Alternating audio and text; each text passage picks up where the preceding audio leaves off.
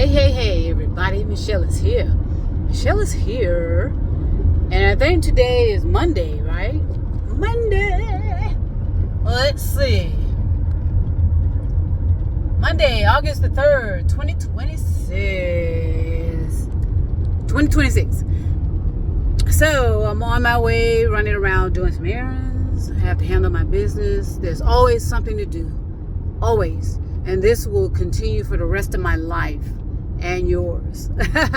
So I told you I'm changing the way I live.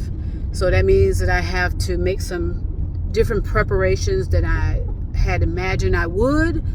I can remember doing a lot of research. I wouldn't say research, but watching a lot of YouTube videos.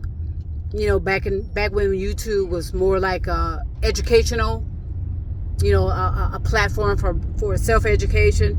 Now it's a platform for affiliates and people just attempting to sell you something, and people on there who think they're experts at everything, And so, I'm running into a wall with that because, again, these are affiliates. The experts on YouTube are hard to find because everybody's so competitive at wanting to be the expert. So you get contradictions. So even back before I retired from my first responder position, I became curious about a certain lifestyle. I became curious about a certain way of life. And I became curious about the people who were choosing this. It wasn't a circumstance where they had no choice. This was a choice of life. Whether it's tiny houses, ADUs, van lifers, There are some people who were intentionally choosing a different way to live. And I was curious about that. I was just looking at what was said and how it was done and what brought people to these particular decisions in their life. And I consider all of it. Because, I am just happy, to be honest with you, to have an ample backyard where I can plant flowers and trees, fruit, grow my own garden, and have my own sanctuary. And so when I had my house, that was my intention.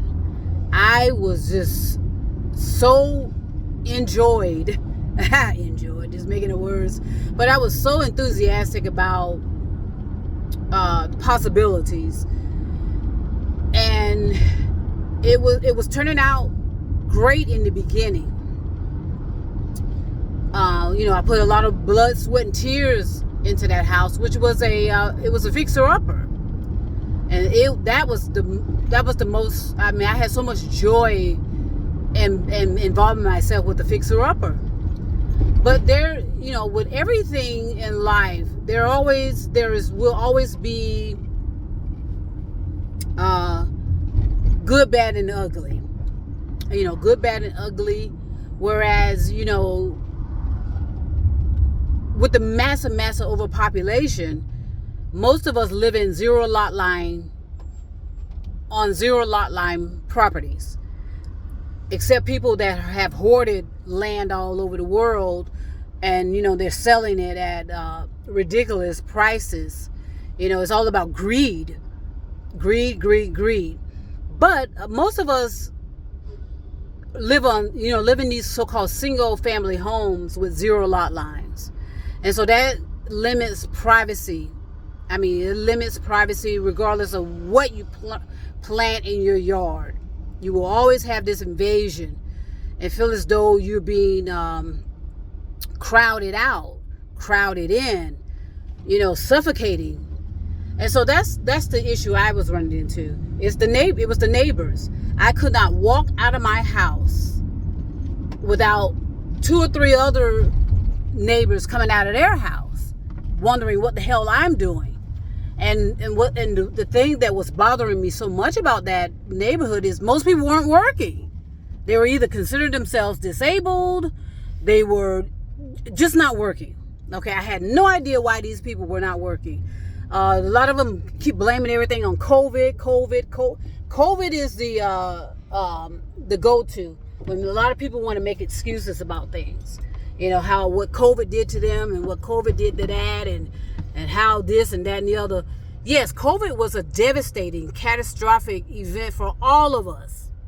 Okay, but a lot of people chose to take matters into their own hands, and you know what I mean. They decided to take a jab here or there or everywhere. Okay, and that was a choice of theirs. But a lot of people saw that as an opportunity. Those personal loans, those what would they call PPPs, or those bailout loans, where a lot of people were didn't need the money, but they got the money anyway. And I told you the money was fleeced off the top. So as soon as that bill was passed to give these loans to so-called small businesses, it was already almost all of it was gone from the top. The politicians, the religious tentacles got most of that money.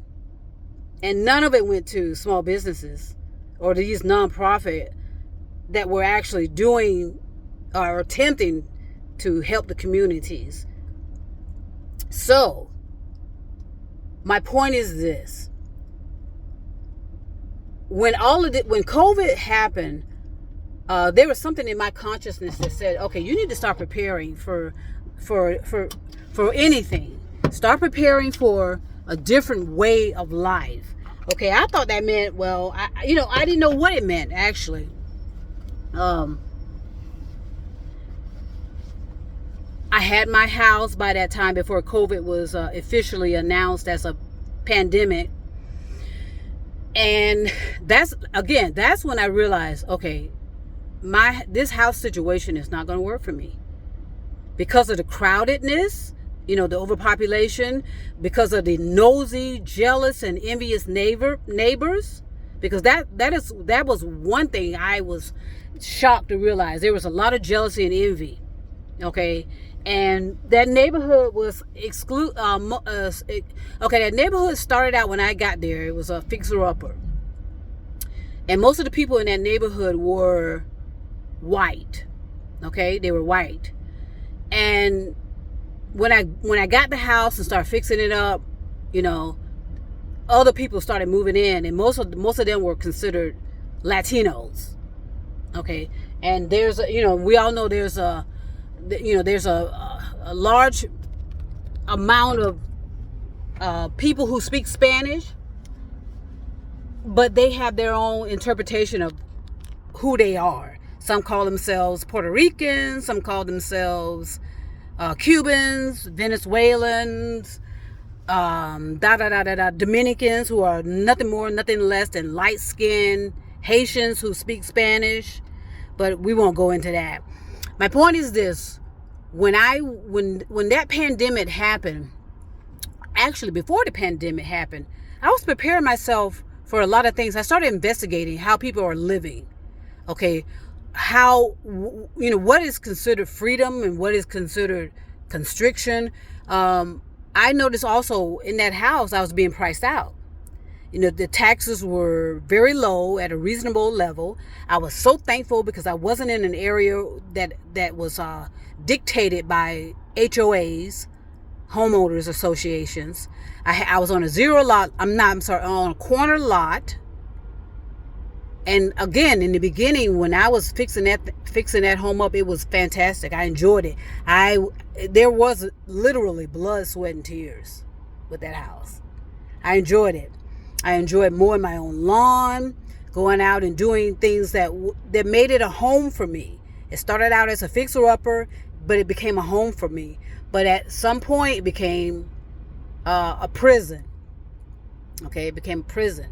Because like I said, I couldn't walk out in my front yard without my neighbors coming out.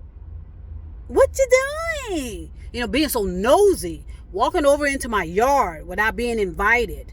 That invasion of privacy, that started pissing me off. And then there was this one neighbor, he had some type of mental illness or something. I know that they were drug dealers. Okay, let's just make that clear and effective. Okay, they were dealing in narcotics, selling fentanyl. at the time, because they would openly talk about it. Because zero lot lines, you could hear conversations. Hello. And so I did everything in my power at my house to kind of soundproof it. But, when I open my windows, I can hear their conversations. Okay, they were selling fentanyl and other narcotics. And there was one in particular, every time I would come out in my yard, he felt it was necessary for him to come out and have a conversation with me. That used to piss me off. Until one day I said, leave me the hell alone. When I'm out in my yard, I'm attempting to work in my yard in peace and privacy. I did everything in my power to make it a sanctuary, but it just was not possible. When you have the overpopulation, it's just, sometimes that's not possible to have the peace and the quiet and the sanctuary that you desire. But in other words, so I started investigating different alternatives of how to live. And I suggest you all do the same thing. Okay, be mindful about where you're moving. Why would you move next to an ocean? Duh. Okay, why would you move into a fire-prone area? Just do your investigation, do your discerning, see if you can downsize, get rid of some of the hoarding. Okay, go into your garage and find out what you have there. There's some people that have stuff in their attics and their garage. I'm telling you, there is extreme hoarding, extreme overindulgence. And once Mother Nature hits, it's all gone. And it all will be gone. A lot of people are recognizing that. So do yourself a favor and downsize now. Okay, downsize now. Do an inventory of what you have. Consider what you need. Consider what you want. Consider the kind of lifestyle. I like freedom. I like privacy. Okay, I do not, even though I love humanity, and I have universal love for everyone.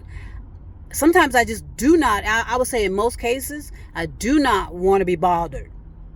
Okay, I'm in that stage of my life right now where I just do not want to be bothered. Okay, and so I'm going to talk more about this, as days goes on, but do yourself a favor. Okay, consider the type of lifestyle you want and find out how possible is it to have it.